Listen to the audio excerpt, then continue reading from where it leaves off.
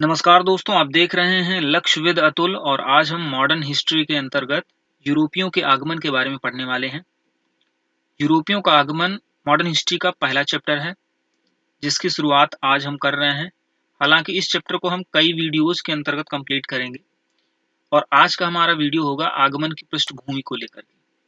यूरोपियों के आगमन को लेकर के क्या बैकग्राउंड बनता है, उन सब चीज़ों के बारे में हम आज अध्ययन करेंगे। तो चलिए सबसे पहले प्रारंभ करते हैं आगमन की पृष्ठभूमि को। यहाँ पर आप देख रहे हैं व्यापारिक मार्ग आपको दिखाई दे रहा है जो यूरोप और भारत के बीच में फलता फूलता था। ये व्यापार भारत और यूरोप के बीच में यूनानियों के साथ संपर्क में आया था और प्राचीन काल में भारत और यूरोप के बीच जो है व्यापार चल रहा था। प्राचीन काल से ही चल रहा था और प्राचीन काल के बाद मध्य काल में मिडिल एज में भी यह लगातार व्यापार जारी रहा और इसके रास्ते तीन थे। जिन तीन मार्गों से होकर ये व्यापार होता था वहां पर आप मानचित्र में देख सकते हैं। पहला जो रास्ता था ईरान, इराक, सीरिया से होकर जाता था। ये इंडिया है आपका यहाँ तक, और ईरान, इराक और सीरिया से होकर के जा रहा है भूमध्य सागर होकर के। इसके बाद आप देख रहे हैं उत्तरी मार्ग था जो थोड़ा सा खतरनाक था, खतरों से भरा हुआ था क्योंकि बर्फबारी अक्सर यहाँ पर होती रहती थी, तो रिस्की था थोड़ा। अफगानिस्तान, आक्सस नदी, कैस्पियन सागर तथा काला सागर से होकर के आप इंडिया के ऊपर आप जाएंगे। यहाँ पर इंडिया के ऊपर यहाँ पर आप देखेंगे उत्तरी वाला क्षेत्र कैस्पियन सागर का है और ये आपका काला सागर है। यहाँ से होकर के जो रास्ता जाता था यूरोप के लिए वो यहाँ पर दूसरे नंबर पर दिखाया गया। तीसरा जो सबसे प्रचलित मार्ग था समुद्र द्वारा मिस्र तथा मिस्र से नील नदी के मुहाने, ये अरेबियन सी आपको दिखाई दे रहा है। अरेबियन सी से होते हुए रेड सी से होते हुए मेडिटेरेनियन सी पहुंच गए। ये नील नदी का मुहाना यहाँ पर आपको मिल जाएगा। ये दुनिया की सबसे लंबी नदी यहाँ पर आपको मिलेगी नील। इससे होकर के फिर यूरोप पहुंचा जाता था। इन तीन रास्तों के माध्यम से भारत और यूरोप के बीच व्यापार जो है फल फूल रहा था। लेकिन ऐसे कौन से कारण हो जाते हैं जिनकी वजह से वो यूरोप और भारत के बीच जो व्यापार है वो मुश्किल में पड़ जाता है, आइए जानते हैं। व्यापार कैसे होता था। तुर्की, ये आपको दिखाई दे रहा है टर्की एक देश है प्रेजेंट में। तो टर्की में एक स्थित जगह थी, एक शहर था, उसका नाम था कुस्तुनतुनिया। इसका वर्तमान नाम क्या है? इस्तांबुल। कुस्तुनतुनिया को अंग्रेजी में कॉन्स्टेंटिनोपल भी कहा जाता था। तो आप देख रहे हैं तुर्की से भूगोल का एक क्वेश्चन बन रहा है कि तुर्की जो है, तुर्की का ये जो हिस्सा है वो यूरोप का भाग है, जबकि तुर्की का अधिकांश हिस्सा इधर वाला वो एशिया का भाग है। तो तुर्की के यूरोप वाले भाग में आप देख रहे हैं यहाँ पर इस्तांबुल आपको लिखा हुआ दिखाई दे रहा है और यहीं पर इस्तांबुल शहर बसा हुआ था। उस शहर को आप इस मानचित्र में देख सकते हैं अच्छी तरह से। प्रेजेंट टाइम में इसको इस्तांबुल कहा जाता है और पास्ट टाइम में उसको कुस्तुनतुनिया या कॉन्स्टेंटिनोपल कहा जाता था। कॉन्स्टेंटिनोपल उस समय अंतरराष्ट्रीय व्यापार का एक महत्वपूर्ण केंद्र था। क्यों केंद्र था महत्वपूर्ण? क्योंकि पूर्व तथा पश्चिम के व्यापारी कुस्तुनतुनिया में इकट्ठा होते थे, वस्तुओं का आदान प्रदान करके अपने अपने स्थानों पर चले जाते थे। एशिया से जो भी जाने वाले व्यापारी होते थे तो एशिया से जा करके इस जगह पर पहुंचते थे, अपने सामान को बाजार में लगाते थे। वहीं यूरोप से आने वाले जो व्यापारी थे यहाँ पर अपने पैसे लेकर आते थे, यहाँ सामान को खरीदते थे और चले जाते थे। इस तरह से यूरोप यूरोप के जो व्यापारी हैं उनको दूर नहीं आना पड़ता था और जो भारत से गए हुए व्यापारी थे उनको भी बहुत दूर यूरोप में नहीं जाना पड़ता था। इन सारे कारणों से जो कुस्तुनतुनिया था बहुत ही ज्यादा डेवलप होता है। व्यापार के अलावा संस्कृति और कला का एक बहुत ही महत्वपूर्ण केंद्र बनता है। लेकिन आगे चल करके जब इस्लाम का उदय होता है, इस्लाम का विस्तार होता है कह सकते हैं, इस्लाम का जब विस्तार होता है तो इस्लाम को मानने वाले अर्थात तुर्कों ने 1453 ईस्वी में, ये टाइम इंपॉर्टेंट है, कुस्तुनतुनिया पर अधिकार कर लिया और इन्होंने कहा कि अब ये जो व्यापार फल फूल रहा था अभी इस हम व्यापार को नहीं लगने देंगे। इन कारणों से जो व्यापारी थे यहाँ से छिटक गए इधर उधर और आगे चल करके समस्या खड़ी हो गई व्यापारियों के लिए। तो अब आप देख रहे हैं अधिकार कर लेने की वजह से यूरोप के व्यापारियों को अपने साम्राज्य से होकर पूर्वी देशों से व्यापार करने की सुविधा देने से तुर्कों ने इनकार कर दिया। जब ऐसी कंडीशन हुई तो एक फैक्ट देख लेते हैं यहाँ पर। अभी मैंने आपको बताया कि कुस्तुनतुनिया कला, संस्कृति, इन तमाम चीजों का भी बहुत बड़ा केंद्र था। तो ऐसा ही हमारे शहर में, हमारे देश में एक इम्पोर्टेंट जगह है, उसके बारे में पढ़ लेते हैं। लखनऊ भी हमेशा कला और संस्कृति का महत्वपूर्ण केंद्र रहा है भारत में, नवाबों के कारण। इस वजह से भारत का कॉन्स्टेंटिनोपल कहा जाता है, या कॉन्स्टेंटिनोपल ऑफ इंडिया कहा जाता है इसको, या पूर्व का कॉन्स्टेंटिनोपल कहा जाता है। जिस तरह से कुस्तुनतुनिया कारीगरों, विद्वानों का महत्वपूर्ण शहर था, उसी तरह से लखनऊ भी इन सारे लोगों का महत्वपूर्ण केंद्र था। इसी वजह से इसको कॉन्स्टेंटिनोपल ऑफ इंडिया या कॉन्स्टेंटिनोपल ऑफ द ईस्ट के नाम से जाना जाता है। जैसे आप यहाँ पर एक देख सकते हैं तस्वीर, रूमी दरवाजा। ये क्वेश्चन आ चुका है परीक्षाओं में। रूमी दरवाजा आपसे पूछ लिया जाए कहाँ पर है, तो आप बताएंगे लखनऊ में। इनके बारे में आगे हम चर्चा करेंगे कभी। अभी हमने आपको पीछे बताया कि 1453 ईस्वी में कुस्तुनतुनिया पर तुर्कों के अधिकार के परिणाम स्वरूप व्यापारियों को मिलने में एक दूसरे से समस्याएं खड़ी हो गई हैं। इन समस्याओं का निराकरण कैसे किया जाएगा, आइए चलते हैं। लेकिन इन चीजों को जानने से पहले एक चीज ये क्लियर कर लेते हैं कि अभी तक यूरोप और भारत का जो व्यापार हो रहा था, उसमें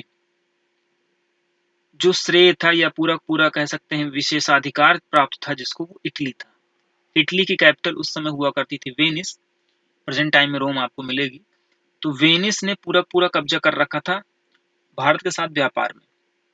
इस बात को लेकर के पुर्तगाल और स्पेन काफी नाराज रहते थे, इनको व्यापार करने की परमिशन नहीं दी जाती थी। अब जब इटली के साथ भारत का व्यापार समाप्त हुआ तो इससे पुर्तगाल और स्पेन खुश भी हुए और प्रोत्साहित भी हुए कि अब हमें नए मार्गों की खोज करना चाहिए, भारत के साथ व्यापार के लिए नए मार्गों की खोज करनी चाहिए।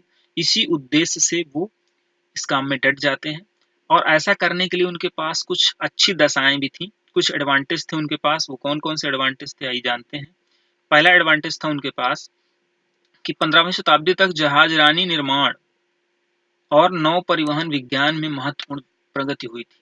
जहाजरानी निर्माण यानी महत्वपूर्ण अलग अलग तरह के विशेष प्रकार के जहाज बनाए जाने लगे थे, बड़े बड़े। साथ ही नौ परिवहन विज्ञान, कैसे नाव को चलाना है, किस डायरेक्शन में चलाना है, किस सीजन में, कहाँ किधर हवा चलती, कैसे समुद्री धाराएं चलती हैं, इनको स्टडी कर लिया गया था। और इस बेसिस पर अब अच्छी तरह से इस टॉपिक पर अच्छी तरह कमांड हो गई थी। इसके साथ ही कुतुबनुमा यंत्र का आविष्कार हो गया था। कुतुबनुमा कंपास कहते हैं, और कंपास के माध्यम से डायरेक्शन का पता चल जाता था। पहले समुद्र में जाने के पश्चात डायरेक्शन ही नहीं पता चलती थी, तो अब दिशा का पता चल जाता था, ये एक एडवांटेज था। और साथ ही पुर्तगाल के शासक जो थे डॉन हेनरिक, जिन्हें द नेविगेटर, इनके कामों को लेकर के, इन्होंने इतना नौपरिवहन विज्ञान में इतना काम किया, इनके कामों को लेकर के द नेविगेटर इनको उपाधि दी जाती है। एक प्रश्न पूछा जाता है। इन्होंने अत्यधिक रुचि दिखाई, उनकी तस्वीर आप यहाँ पर देख सकते हैं। इन तमाम कारणों से ये जो नवीन स्वतंत्र देश थे पुर्तगाल और स्पेन, ये इस काम में सक्सेस हुए। आइए कैसे सक्सेस हुए उसकी कहानी को समझते हैं। सबसे पहले पुर्तगाली नाविक बार्थोलोमू डियाज, अब इन्होंने टारगेट बनाया कि हमें भारत की खोज करना है, तो एक व्यक्ति बार्थोलोमू डियाज को 1487 ईस्वी में भेजा। यहाँ पे आप देख रहे हैं, यहाँ पे आपको अगर आप इसको पूरा मैप ऐसे देखेंगे तो यहाँ पे स्पेन पुर्तगाल होगा, यहाँ से चलता है भारत जाने के लिए ऐसे, लेकिन ये भारत नहीं पहुंच पाता और रास्ते में ही यहाँ पर ही रुक जाता है। और यहाँ पर इसने एक नवीन स्थल की खोज की थी। वो स्थल क्या है? Cape of Good Hope. आप ऊपर देख सकते हैं यहाँ पर इस जगह पर, ये केप ऑफ गुड होप। पहले इन्होंने उसको केप ऑफ स्टॉर्म, तूफानी अंतरीप नाम दिया। बाद में डॉन हेनरिक जो वहाँ के राजा थे, उन्होंने इसको केप ऑफ गुड होप नाम दिया, उत्तमाशा अंतरीप। यानी इनको आशा हो गई कि अब भारत की खोज की जा सकती है। तो केप ऑफ गुड होप देख सकते हैं, अफ्रीका के दक्षिणी हिस्से पर है। केप का मतलब क्या होता है? नुकीला हिस्सा, जमीन का नुकीला हिस्सा जो समुद्र की ओर निकला होता है उसको केप कहते हैं। या हिंदी में अंतरीप कहते हैं। तो इस केप को उन्होंने किसने खोजा था? आप बताएंगे बार्थोलोमू डियाज ने इसको खोजा था। तस्वीर बार्थोलोमू डियाज की आप देख सकते हैं। इसके बाद 1492 ईस्वी में अभी पुर्तगाल के व्यक्तियों ने प्रयास किया था। अब आप देख रहे हैं कि स्पेन की जो महारानी है इसाबेला, नीचे तस्वीर देख रहे हैं, इटली के नाविक को इन्होंने बुलाया, नाम था कोलंबस, और उन्होंने कहा कि जाइए आप पूर्वी देशों के लिए सुरक्षित मार्ग की खोज करिए। तो यहाँ से अभी आपने देखा था बार्थोलोमू डियाज था, यहाँ से गया था, केप ऑफ गुड होप की खोज कर पाया था, यहाँ पे केप ऑफ गुड होप था नीचे। लेकिन ये व्यक्ति गया इधर से उल्टा चला गया, इधर लेफ्ट की ओर चला गया। इसने सोचा था कि पृथ्वी गोल है तो ऐसे करके मैं पीछे से पहुंच जाऊंगा भारत, लेकिन इसको ये नहीं पता था कि यहाँ पर भी कुछ जमीन इनको मिल जाएगी। तो पहले ही इनको जमीन मिल गई और इस नई जमीन की इन्होंने खोज की। इसको क्या कहा इन्होंने? भटक कर नई दुनिया में जा पहुंचा। उसने यहाँ के निवासियों को रेड इंडियंस कहा। इस नई जगह पर जब आया तो आने के पश्चात इन्होंने क्या कहा? यहाँ के निवासियों को रेड इंडियंस कहा। बाद में 1499 ईस्वी में देख रहे हैं 6-7 साल बाद इटली के नाविक ही जाते हैं, उनका नाम है अमेरिगो वेस्पुसी, उसी स्थान पर जाते हैं और उसको कहा कि ये नई दुनिया है, और साथ ही साथ इसके पश्चात इस स्थान का नाम अमेरिका पड़ जाता है। यानी अमेरिगो वेस्पुसी के नाम पर ही इस जगह का नाम अमेरिका रख दिया जाता है। जब अमेरिगो वेस्पुसी गया था तो उसने इस जगह को नई दुनिया कहा था। इस जहाज का इस्तेमाल किया था कोलंबस ने, उसका मॉडल आप देख सकते हैं, कोलंबस की तस्वीरें आप देख सकते हैं। ये कहानी हुई, धोखे धोखे में ये कहानी हो गई। उसको आना था इधर की ओर लेकिन वो पहुंच गया दूसरी डायरेक्शन में। लेकिन अब आते हैं आगे कि कौन ऐसा व्यक्ति है जो इंडिया की तरफ आया था। लेकिन उससे पहले 1519 में एक घटना को और जान लेते हैं जो बहुत महत्वपूर्ण है। हालांकि तब तक भारत की खोज हो चुकी थी, लेकिन फिर भी हम इस फैक्ट को समझ लेते हैं। 1519 ईस्वी में पुर्तगाल के नाविक थे मैगलेन, इनका प्रश्न पूछा जाता है। तस्वीर आप देख रहे हैं। इन्होंने सर्वप्रथम जलमार्ग से पृथ्वी की परिक्रमा की थी। पहला आदमी था मैगलेन जिसने पूरी दुनिया का चक्कर लगाया था। हालांकि देखा जाए तो वो पूरी दुनिया का चक्कर नहीं लगा पाया था, उसकी रास्ते में ही मृत्यु हो जाती।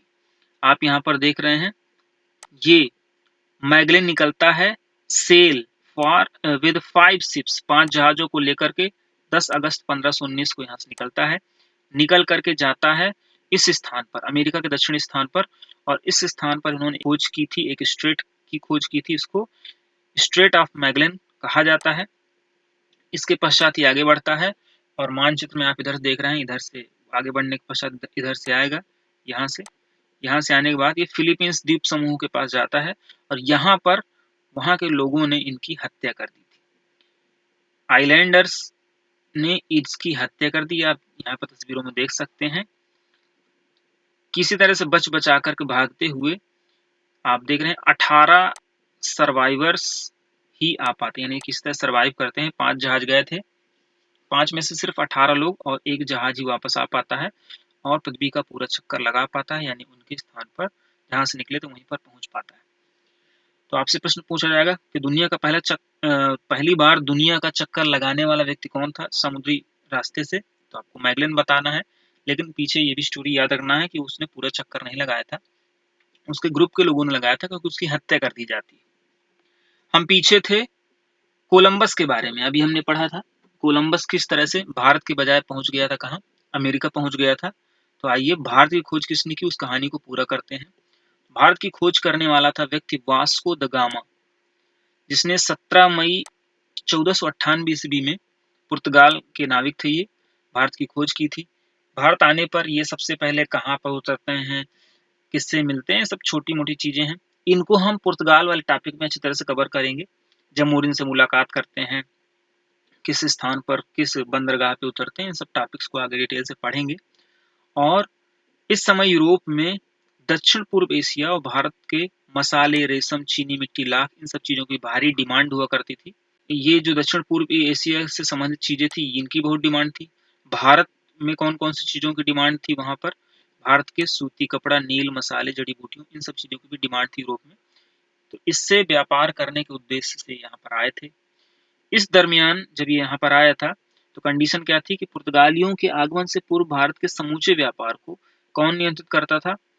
कोरोमंडल का चेट्टियार समुदाय। चेट्टियार समुदाय था, व्यापारी समुदाय था। चेट्टियार को ही बाद में शेट्टी कहा गया। चेट्टी एक समुदाय था व्यापारी, इस चेट्टी समुदाय को ही बाद में अब शेट्टी कहा जाता है। साथ ही साथ चुलिया मुसलमान भी थे, उन्होंने भी भारत में जो व्यापार था उसको अपने कब्जे में करके रखा था। तो पुर्तगालियों के आगमन से पहले चेट्टियार और चुलिया मुसलमान, चेट्टियार एक हिंदुओं का समुदाय था, चुलिया मुसलमान थे, ये दोनों लोगों ने कब्जा करके रखा था। व्यापार इन्हीं की बदौलत फल फूल रहा था। लेकिन पुर्तगाली आएंगे और अपना दिमाग लगा करके इन लोगों के व्यापार को अपदस्थ कर लेंगे और स्वयं व्यापारिक एकाधिकार कर लेंगे। लेकिन हालांकि आगे चल के इनकी कहानी भी नहीं चल पाती और इनको अंग्रेजों से फिर हारना पड़ता है और अपने घर जाना पड़ता है। तो पुर्तगाली आप देख रहे हैं इस तरह से यहाँ पर भारत में आते हैं। पुर्तगालियों के पश्चात कौन भारत में आता है? डच, फिर अंग्रेज, फिर डेन और फिर फ्रेंच लास्ट में आते हैं। एक छोटी सी ट्रिक है, PDEDF, इससे आपको याद कर लेना है इन यूरोपियों के आगमन का क्रम। सबसे पहले पुर्तगीज, डच, इंग्लिश, डेन और फिर फ्रेंच। तो क्रमशः इनके वीडियो हम एक एक करके अपलोड करेंगे। सबसे पहले अगला जो हमारा वीडियो होगा पुर्तगालियों को लेकर के होगा, क्योंकि बड़ा टॉपिक है।